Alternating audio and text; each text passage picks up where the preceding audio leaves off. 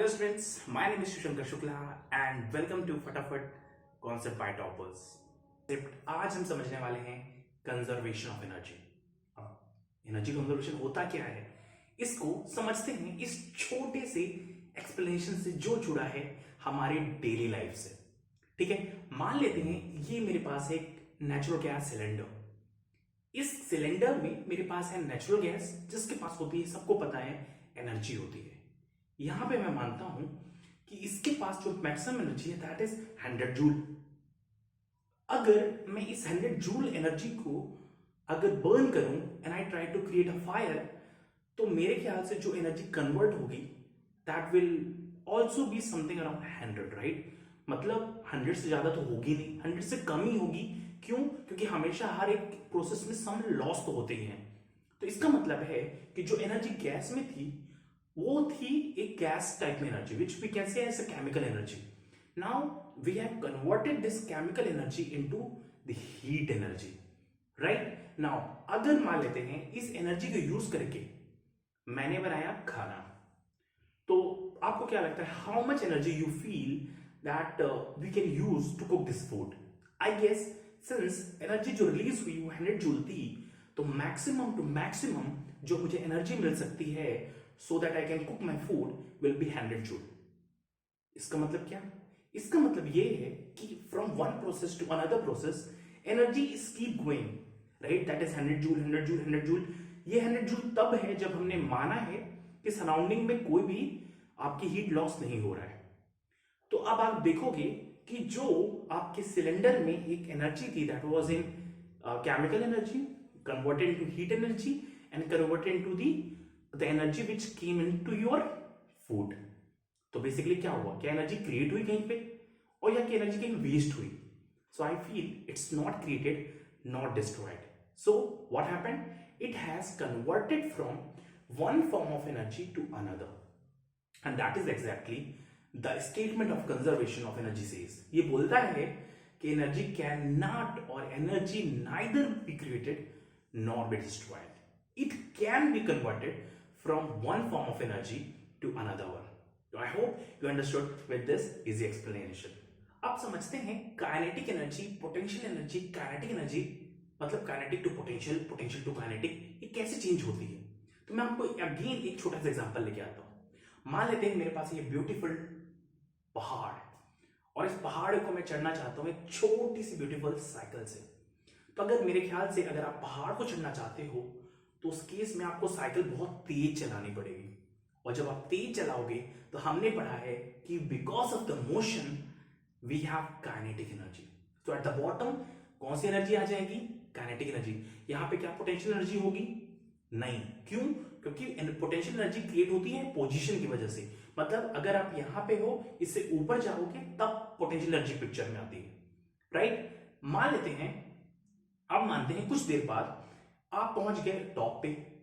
अब जैसे टॉप पे पहुंचोगे तो मेरे ख्याल से सारी एनर्जी वेस्ट हो चुकी है, मतलब सारी जो आपने मेहनत की वो मेहनत तो बाहर चली गई। जब आप टॉप पे पहुंचोगे तो क्या होगा? क्या आपके पास कोई एनर्जी है अभी? अगर आप वहां पे जाके खड़े हो जाओ तो आप बोलोगे सर मेरे पास तो, मैं मूव नहीं कर रहा हूं, मेरे पास काइनेटिक एनर्जी नहीं है। बट एक बात आप देखिए, आपने क्या किया, ग्राउंड से एकदम ऊपर पहुंच जा चुके हो। उस केस में what you have done, you have changed your position from ground to the top, and we have understood कि because of change in position there is a new type of energy comes into picture and that is your potential energy. So top पे जब आप होगे तो आपके पास कौन सी energy आ चुकी है? आपके पास आई है potential energy. But sir question उठता है कि ये पोटेंशियल एनर्जी आई कहां से है? तो पोटेंशियल एनर्जी आई है जो बॉटम में रखा हुआ काइनेटिक एनर्जी थी, वो अब कन्वर्ट होके पूरी की पूरी पोटेंशियल एनर्जी में कन्वर्ट हो चुकी है। क्लियर? अब यही पिक्चर होता है जब आप टॉप से बॉटम की तरफ मूव करते हो। तो when you moving from top to the bottom, in that case what is happening कि जैसे जैसे पहाड़ से नीचे आओगे तो आपने फील किया होगा कि व्हेन यू आप पहाड़ से नीचे आते हो दैट टाइम व्हाट हैपन, आपकी बॉडी अपने आप रन अप लेने लगती है। व्हाट हैपन, इट मींस कि your potential energy has converted into kinetic energy. So what happen, यहां पे जो पोटेंशियल एनर्जी थी that has converted into kinetic energy. So I hope you understood कि टॉप पे होगी पोटेंशियल एनर्जी और bottom पे होगी काइनेटिक एनर्जी। बट सर एक बात बताओ, मुझे कहीं किसी बीच पॉइंट में बताओ। तो मैं आपको बताता हूं। Let us suppose take this point. इस पॉइंट पे क्या होगा? तो इस पॉइंट पे होगी आपके पास एक पोटेंशियल एनर्जी। क्यों? क्योंकि आप अभी भी देखिए ग्राउंड से आप एक सर्टेन हाइट पे हैं और उस पोजीशन की वजह से आती है पोटेंशियल एनर्जी। सर क्या मेरे पास काइनेटिक एनर्जी भी होगी? बिल्कुल होगी, क्योंकि आप पहाड़ से नीचे आ रहे हैं और जब when you climbing down from the hills, that time whatever the remaining potential energy is, that will convert into kinetic energy। तो इस पॉइंट पे आपके पास दोनों एनर्जी होंगी, potential plus kinetic, and that is total energy. ये चीज याद रखनी है कि जितनी एनर्जी आपके ऊपर थी, मतलब पोटेंशियल एनर्जी थी, उतनी ही एनर्जी आपके पास काइनेटिक होगी जब आप नीचे आ चुके होंगे, और उतनी ही एनर्जी आपको होगी टोटल एनर्जी जब आप इस पॉइंट पे हैं, सेंटर पॉइंट पे हैं। I hope you understood. Now let us solve one numerical, and based on numerical we will understand the conservation of energy। ठीक है, चलिए। a bullet of mass 1 kg is fired upward, मतलब हम गोली ऊपर मार रहे हैं with speed 20 मीटर पर second. Calculate first thing initial kinetic energy, initial potential energy and initial total energy. हमें तीन चीज कैलकुलेट करना है इस क्वेश्चन में, ठीक है? ध्यान से समझिएगा, ये बहुत इंपॉर्टेंट क्वेश्चन है। तो सबसे पहले चलते हैं सॉल्यूशन में और ड्रॉ करते हैं एक टेबल। अब आप इस टेबल में देखिए, इसमें दिया हुआ है काइनेटिक एनर्जी, इस पे दिया हुआ है पोटेंशियल एनर्जी, और इस पे दिया है total energy which is sum of kinetic plus potential. Clear? Okay, now देखते हैं बुलेट पे। When bullet is at initial point, इसके पास कौन सी एनर्जी है? So that time it has kinetic energy. Why? Because you have given the velocity, and because of that velocity it is moving upward. और हमने पता है कि जब वेलोसिटी आती है, जब ऑब्जेक्ट मूव करता है, उस टाइम आती है पिक्चर में काइनेटिक एनर्जी, राइट? तो let us calculate the kinetic energy. तो काइनेटिक एनर्जी का फॉर्मूला है that kinetic energy equal to half of mv square, mass है 1 kg, प्लेस इट, 20 का square is 400 divide by 2, that will be 200। Kinetic energy हमारे पास कितनी हो गई? That is 200। अब सर क्या यहाँ पे पोटेंशियल एनर्जी है? तो अगर हम देखेंगे, पोटेंशियल एनर्जी आती है जब वो ग्राउंड से उसका पोजीशन चेंज होता है।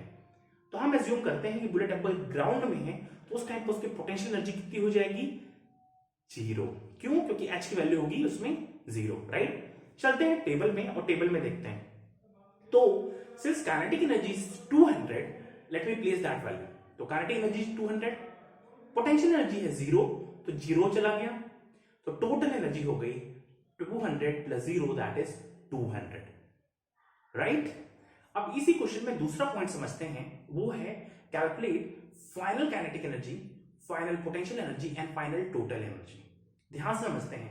तो ये है मेरी अगेन टेबल। इस टेबल में है काइनेटिक, पोटेंशियल और टोटल एनर्जी। ठीक, अब देखते हैं, ये है मेरा इनिशियल पॉइंट और ये है मेरा फाइनल पॉइंट। ठीक, अब समझिएगा ध्यान से, जब बुलेट अपने टॉप पॉइंट पे होगी तो क्या उसके पास स्पीड होगी? I hope not, right? क्योंकि एक पॉइंट तक ऊपर जाएगी, उसके बाद वो रेस्ट में हो जाएगी। तो जब वो मैक्सिमम हाइट पे होगी, that time its velocity is 0, and because of which kinetic energy will also be 0, right? अब पोटेंशियल एनर्जी क्या होगी सर? तो पोटेंशियल एनर्जी हो जाएगी, सिंस हमने अभी कुछ देर पहले एक चीज कैलकुलेट की कि जब वो नीचे था तब उसकी काइनेटिक एनर्जी थी 200, और कंजर्वेशन ऑफ एनर्जी कहता है कि जब एक एनर्जी दूसरे एनर्जी में कन्वर्ट हो जाता है तो उसकी वैल्यू भी कन्वर्ट हो जाएगी। इसका मतलब है कि जो पहले काइनेटिक एनर्जी बॉटम में थी, दैट वाज 200, जब वो टॉप पे गई तो काइनेटिक एनर्जी भले नहीं है, but that energy must have converted into potential energy. इसीलिए हम डायरेक्ट बोल सकते हैं कि potential energy at the top will be 200 joule, right? So let us fill this table. तो काइनेटिक एनर्जी 0, पोटेंशियल हो गई 200, and the total energy will be 0 plus 200, that is 200 joule। I hope you understood this explanation। तीसरा question solve करते हैं, और question बोलता है कि अगेन आपको बताना है kinetic energy, potential energy and total energy at mid point. इस बार इनिशियल पॉइंट नहीं है, फाइनल पॉइंट नहीं है, बल्कि उन दोनों के बीच का पॉइंट है, राइट?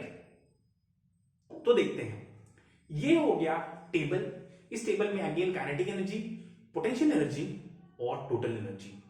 अब हमने 2 बार कैलकुलेट कर लिया है, तो मैं एक बात बोलता हूं कि डायरेक्टली हम टोटल एनर्जी को लिख लेते हैं 200 जूल। क्लियर? इसको हम हटाएंगे नहीं। अब हम चलते हैं, हमें क्वेश्चन में बोला है मिड पॉइंट की बात की है। मिड पॉइंट का मतलब है कि जितनी भी हाइट वो गया है अब इस बार वो h/2 हो जाएगी। तो क्या मैं डायरेक्टली पोटेंशियल एनर्जी कैलकुलेट कर लूं? तो पोटेंशियल एनर्जी हो जाएगा दैट विल बी mgh/2। क्यों? क्योंकि हाइट हो चुकी है आधी। तो पिछले केस में मैंने पोटेंशियल एनर्जी कैलकुलेट की थी, दैट वाज 200। तो मैं डायरेक्टली बोल सकता हूं कि इस केस में जो पोटेंशियल एनर्जी होगी that will be my 100 joule. Right, चलते हैं टेबल को फिल करते हैं और टेबल में देखते हैं। So now potential energy is 100 joule.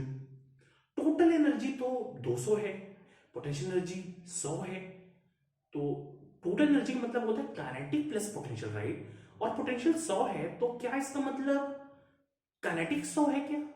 Yes, you got it correct, right? So conservation of energy कहता है कि सिंस अगर टोटल एनर्जी है 200 और आपके पास पोटेंशियल एनर्जी हो गई है 100, इसका मतलब है कि जो बची कुछ एनर्जी है that will be your kinetic energy, right? तो कंजर्वेशन ऑफ एनर्जी कितना आसान है। तो let me place that value. So kinetic energy is 100 joule, right? So what we have understood कि कंजर्वेशन ऑफ एनर्जी का मतलब होता है कि जब एनर्जी एक फॉर्म से दूसरे फॉर्म में कन्वर्ट होती है, राइट, तो एनर्जी कभी क्रिएट नहीं होती, कभी डिस्ट्रॉय नहीं होती, वो हमेशा एक फॉर्म से दूसरी फॉर्म में टर्न अप होती रहती है, राइट? और हमने दूसरी चीज क्या समझी कि जब हम कंजर्वेशन ऑफ एनर्जी कॉन्सेप्ट को यूज करते हैं तो न्यूमेरिकल को सॉल्व करना बहुत हो जाता है आसान, राइट? तो I hope you understood this concept in this फटाफट कॉन्सेप्ट।